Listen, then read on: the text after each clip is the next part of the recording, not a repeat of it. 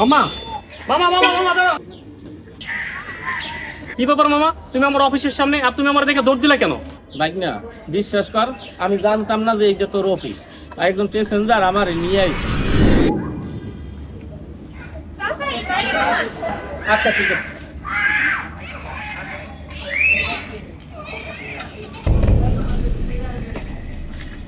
চাচা ভাড়া কত? আমি তো এখানে ভাড়া জানি না, যা ন্যায্য ভাড়া সেইটাই দেন। চাচা আমি তো 50 টাকাতে আসি সব সময়। আচ্ছা ঠিক আছে দেন। এই নেন ভাড়া।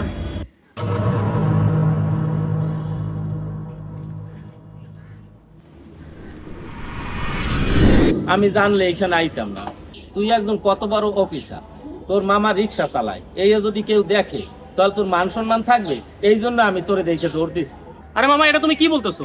ছোটবেলায় আমার মা বাবা মারা গেছে আর তুমি রিক্সা চালায় আমার মানুষের মতো মানুষ করছো, আর তোমার পরিচয় দিতে আমি লজ্জা পাবো? এটা তুমি ভাবলা কিভাবে? আর প্রতি মাসে তো আমি টাকা পাঠাই, তারপরেও তুমি রিক্সা চালাচ্ছ কেন? বাইক না, তুই যে টাকা পাঠাও তাতে আমার সংসারে পুরা খরচ হয় না। এদিকে তোর মামি অসুস্থ, হেল লাগে অনেক টাকার ওষুধ কেনা লাগে, এই জন্য আমি মাঝে মাঝে রিক্সা চালাই। মামা, আমি তোমাকে যে টাকা পাঠাই ওই টাকা তোমার হয় না, এ কথা তুমি আমাকে আগে জানাও নাই কেন? আর মামি তো অসুস্থ, সেটাও তো তুমি আমাকে জানাও নাই। বাইক না, বর্তমান যুগে সন্তানরাই তো মা বাপের খাওয়ায় না, আর তুই তো আমার বাইক না, যা খরচ দাও ওইতেই আমি খুশি, তোর থেকে আর কত নিন। মামা আসলে আমারই ভুল, তোমাদের খোঁজ খবর ঠিক মতো রাখতে পারি নাই। মামা এটা তুমি ধরো, রিক্সা ওঠো, আজকে আমি রিক্সা চালাই আমার বাসায় নিয়ে যাবো তোমার। আরে বাইক না, তুই কি বলতেছো? তুমি কোনো কথা বলবো না, রিক্সা ওঠো, আজকে তোমার বাসায় নিয়ে যাবো। দেখো রে কি পাকলাম।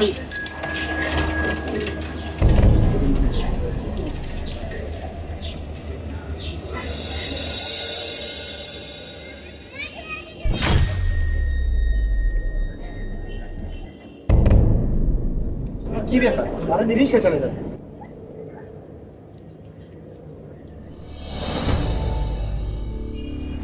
স্যার আসতে পারি? হ্যাঁ আসেন আসেন। হ্যাঁ ইমরান সাহেব, পারভেজ সাহেব, বলেন কি খবর আপনাদের?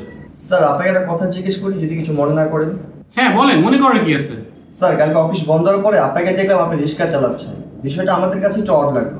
হ্যাঁ আপনারা ঠিকই দেখছেন, কালকে আমি রিক্সা চালাচ্ছিলাম, আর রিক্সায় যিনি ছিলেন উনি হচ্ছেন আমার মামা। আপনারা হয়তো জানেন না, ছোটবেলায় আমার মা বাবা মারা গেছে, আর এই মামা রিক্সা চালায় আমাকে মানুষ করছে। আর আজকে যেখানে আসি এই পুরো অবদানটাই আমার মামার। এই মামার ঋণ হয়তো কোনোদিনই পরিশোধ করতে পারবো না, কালকে একটু রিক্সা চালায় কিছুটা ঋণ পরিশোধ করলাম। স্যার আপনি সত্যি অনেক বড় মনের একজন ভালো মানুষ, আমরা তো স্যার অন্য কিছু ভাবছিলাম। আচ্ছা স্যার তাহলে আমরা এখন আসি। আসসালামু আলাইকুম। ওয়ালাইকুম আসসালাম।